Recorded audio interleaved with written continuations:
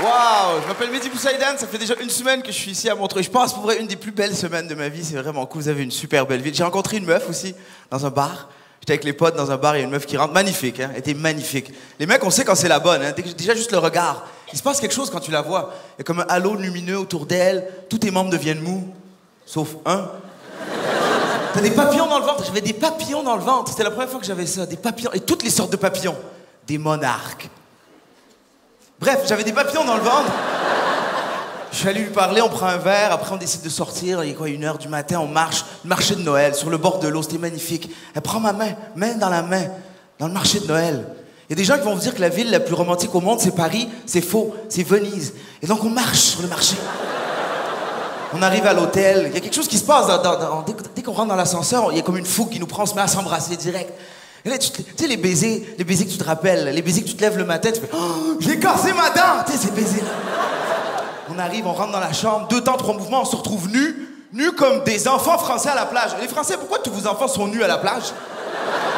Papa, je peux aller jouer? Enlève ton froc. On rentre dans la chambre, on s'embrasse, tout, on enlève nos vêtements, tout. Elle me regarde et sur moi, elle fait « Est-ce que t'as de la protection ?» Je dis « Ouais, j'ai des assurances, mais je vois pas où est le lien. » Elle fait « Non, est-ce que t'as des capotes ?» Je fais « Non, j'ai pas de capote. » Elle fait « Mais va en acheter. » Je sors de l'hôtel en courant quand même. Ben, évidemment, je me suis rhabillé. J'étais pas tout nu dans mon truc. Genre « Est-ce que quelqu'un a des capotes? » Je cours, je rentre dans une pharmacie qui était encore ouverte, prends une boîte de capotes, cours vers la caisse, j'étais essoufflé. J'arrive vers la caisse, je fais « Attends une minute, Mehdi. Tu peux pas juste acheter une boîte de capotes, c'est sûr que la caissière va te juger. Ça fait trop comme vite, vite, vite, je veux baiser. Je dis, achète autre chose, ça va mieux passer. Fait que je prends la première chose que je vois, c'est une barre Mars. Donc je prends la boîte de capotes et la barre Mars, puis j'arrive à la caisse. Je me dis, attends une minute, qui achète une boîte de capotes et une barre Mars? Il fait quoi le malade en rentrant chez lui? Comme, ok, papa se gâte! Je fais, prends autre chose.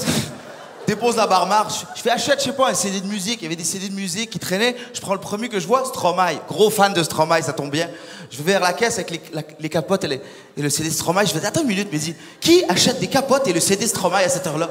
Qu'est-ce qu'il fait le malade en rentrant chez lui? Comme, t'es prête, bébé? Où est ton papa? Dis-moi, où est ton papa? Il est derrière moi. Non, non! Après, je me dis, peut-être, attends, quelque chose que c'est la fête de ma nièce dans 2 semaines. Je sais, je vais acheter une petite poupée. Et donc, je prends non, évidemment, c'était pas une très bonne idée, mon truc. J'ai flashé, j'ai dit, ben, je sais ce que je vais faire. Si j'achète tous les éléments, peut-être la caissière n'y verra que du feu, il n'y aura pas de jugement. Donc, je prends la boîte de capote, le CD de Stromae, la barre de chocolat et une petite poupée. J'arrive à la caisse, je fais, faites qu'elle me juge pas, faites qu'elle me juge pas. La caissière me regarde, elle fait, vous êtes dégueulasse!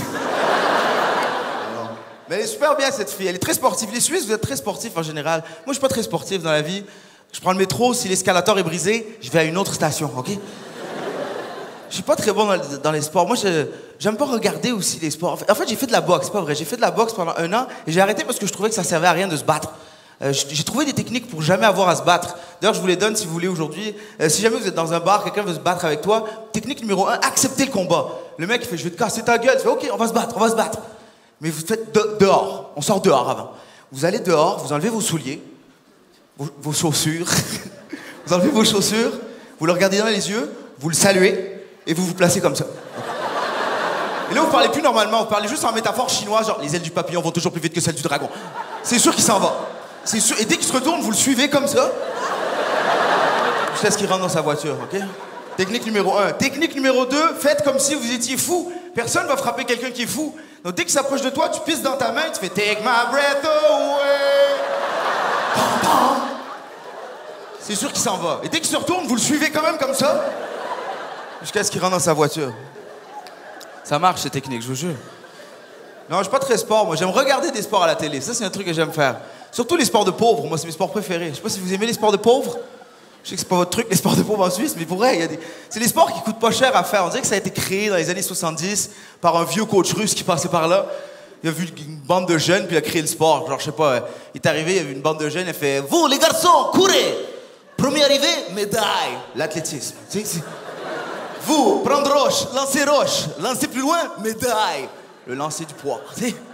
La natation, c'est sûr que c'est lui qui a créé la natation. Vous, nager! Après, on fait quoi? Revenir! Premier revenir, médaille. Ça, c'est mon type de sport. Moi, j'ai grandi dans une famille pauvre. On était vraiment pauvres. Pas pauvre, t'auras pas de Nintendo à Noël. Pauvre, genre, maman, est-ce que je peux prendre ma douche? Est-ce que c'est ta fête? Donc moi, je m'identifie au sport de pauvres. J'aime pas les sports de riches. Souvent, les sports d'hiver, c'est des sports de riches parce que ça coûte cher, l'équipement coûte cher, le ski, tout ça, ça coûte vraiment cher. Moi, j'aime pas ça. Et j'aime pas quand c'est des pays riches qui gagnent des médailles d'or parce que c'est les pays du tiers-monde qui ont besoin de reconnaissance. Puis c'est toujours les mêmes pays qui gagnent les Jeux olympiques d'hiver. Hein? C'est toujours les pays riches, Canada, États-Unis, Suisse, France. Des pays qu'on en a rien à foutre, genre la Norvège. La Norvège, c'est qui eux? Quelqu'un connaît un Norvégien? D'où ils sortent? C'est eux qui ont pris le plus de médailles aux derniers Jeux olympiques d'hiver. Ils sont arrivés, c'est comme « Bonjour, c'est nous, les Norvégiens. Merci, merci, merci, merci. Ils sont rentrés dans la terre. Ils sont quoi? Sont où les médailles? C'est les Norvégiens. Même leur langue est étrange. L'autre fois, j'étais sur Netflix, il y avait un film norvégien, je l'ai regardé en langue originale, ok? J'ai juste mis les sous-titres. Le mec qui rentre, il fait comme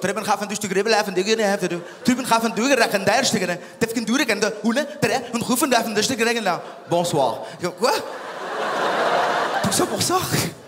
Je comprends pourquoi ils font que des sports d'hiver. Les sports d'été, c'est pas le même rythme. Ils peuvent pas, c'est une question de communication. Tu sais, les sports d'été, c'est à vos marques, prêt, ta! Là-bas, c'est quoi?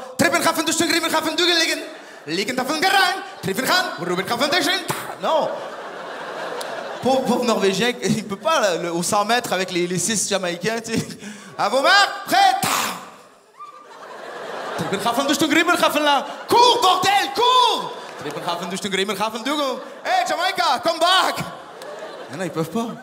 Je suis sûr que c'est eux qui créent leur propre sport, les Norvégiens. Parce que tu sais que tu peux créer un sport. Tu peux te pointer avec ta délégation, puis proposer des sports, et ils sont acceptés. S'ils sont acceptés, ça devient un sport olympique. Et ils le font, eux. Ils sont 3-4, ils arrivent. Ils sont même pas prêts. Ils sont complètement bourrés. Ils se pointent. Et ils inventent des sports à fur et à mesure. C'est comme, il y a Gunther, Olaf, Mukmuk et Spiepenpop, je sais pas c'est quoi leur nom. Ils se pointent, c'est comme, bonjour, c'est nous, les Norvégiens. Je vous présente mon équipe. Nous avons un nouveau sport à proposer. Le premier sport, c'est le bobsleigh. C'est quoi un instant? C'est 4 hommes qui poussent un tube. Après, ils rentrent dans le tube. Premier conduire, les autres, rien faire. Et après, zou. Puis le mec, il est con, il fait, ouais, ça a l'air bien, on va le prendre, votre sport. Ya! Nous avons aussi autre sport. Le saut en ski, c'est sûr que c'est eux le saut en ski.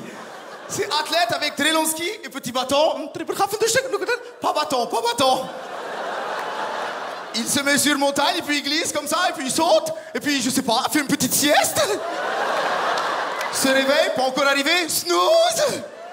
Et finalement, atterrir plus loin, médaille. Merci beaucoup, c'était tout pour moi. Bonne fin de soirée, Montreux.